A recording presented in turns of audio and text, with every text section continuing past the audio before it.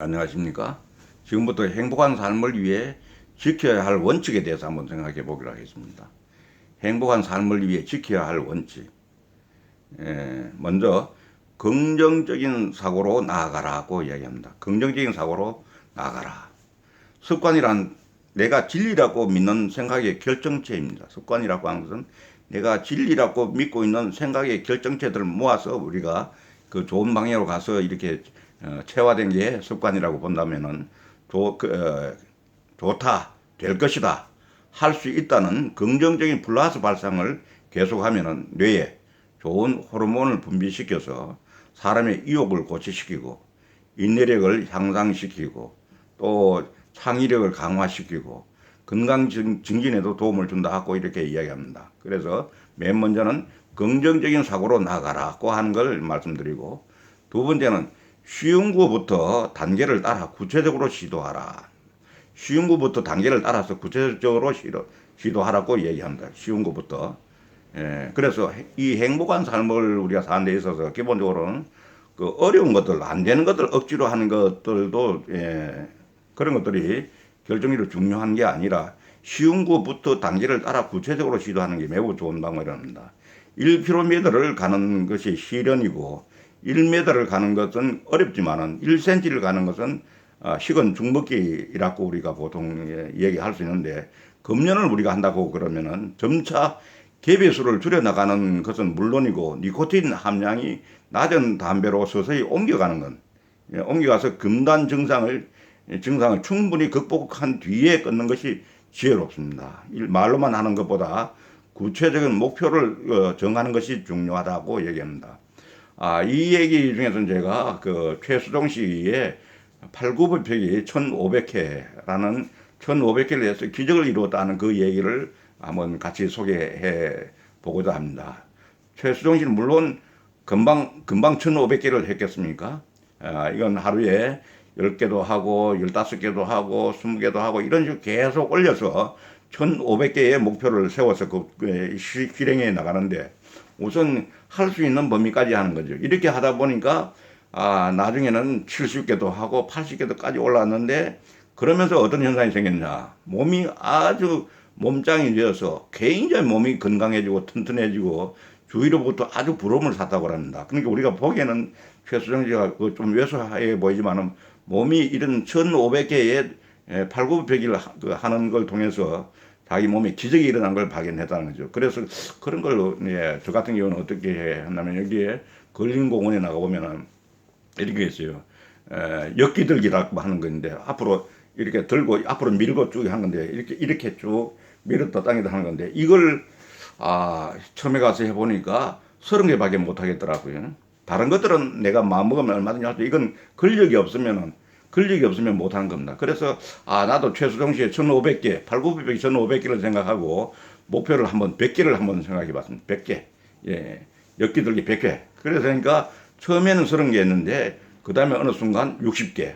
지금 오늘 현재까지는 아직 한 달이 안 됐는데 70개까지 올라갔습니다. 그러니까 쉬운 데서부터 점차 올려서 이렇게 하는 것도 하나의, 그래서 구체적으로 실행해 나가면은 우리가 처음에는 어렵다고 생각되는 그 목표가 아주 쉽게 달성되고, 그걸 통해서 자기가 어떤 쾌감이라든지 어떤 기적이, 어떤 몸의 변화라든지 이런 걸 느끼면서 기적이 큰 게 어떤 기적이겠습니까?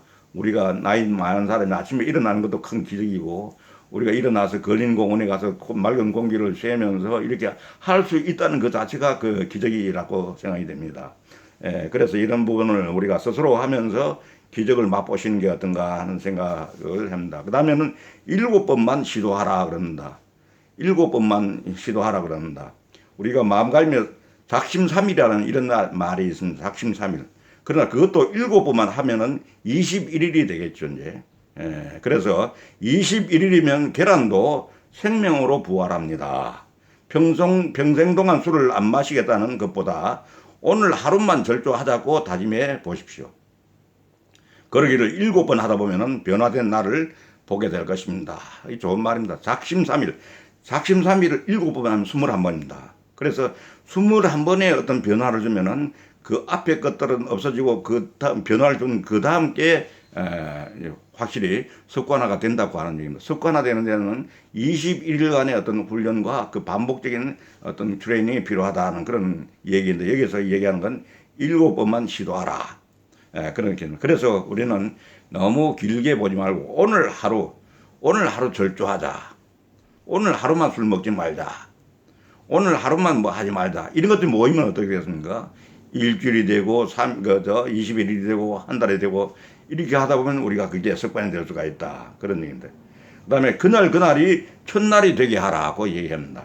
내가 헛되이 보낸 오늘 하루란 어제 죽어갔던 사람들이 그렇게 가지고 싶어 했던 내일이었습니다. 그래서 매일매일 새롭게 시작하세요. 날마다 새로운 결심으로 다짐한다면 이루지 못할 것은 없습니다. 그날이 첫날이 되게 하라. 이거 참, 그날이 오늘 보낸 그 하루가, 실제로는 이게 큰 축복이라고 생각되고, 이게 큰 행복이라고 생각되는 게, 어제 돌아가신 분은 오늘 맛볼 수가 없는 것이거든요. 그렇게 해서, 우리가 매일매일 어떤 걸 새롭게 시작하고, 새로운 기분으로 시작하고, 또 어떤 거 이렇게 할 것 같으면은 분명히 우리가, 행복한 그런, 결과를 우리가 가져올 수 있다. 그런 얘기입니다.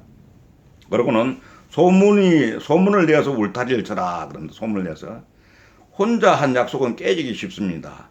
그래서 저도 제 인생 10계명을 유튜브에 올려놓고 이렇게 하고 있는데, 이건 뭐냐면은 세상 사람들이 다 제가 그런 10계명을 가지고 있다는 걸 알고 있다거든요. 그러면은 제가 좀 어떻게 보면은 혼자서 속삭이는 보다는 훨씬 더 저한테 그의 의지를 가지게 하는 그런 구속력이 있다고 생각됩니다. 그래서 내가 무엇을 하든지 많은 사람들이 알고 나면은 체면 때문이라도 행동하게 됩니다. 따라서 주변 사람들을 감시자로 활용하는 것이야말로 가장 좋은 지혜입니다. 참으로 좋은 지혜를 이야기해 주고 있습니다. 스스로 깨라고 이야기합니다. 알도 스스로 깨고 나오면은 생명이 되지만은 남이 깰 때까지 기다리려면 계란 후라이밖에 안 됩니다. 습관을 정복할 수 있는 사람은 나밖에 없습니다. 남이 나를 깨뜨릴 때까지 기다리지 마세요. 나를 이기고 나면은 세상이 두렵지 않습니다.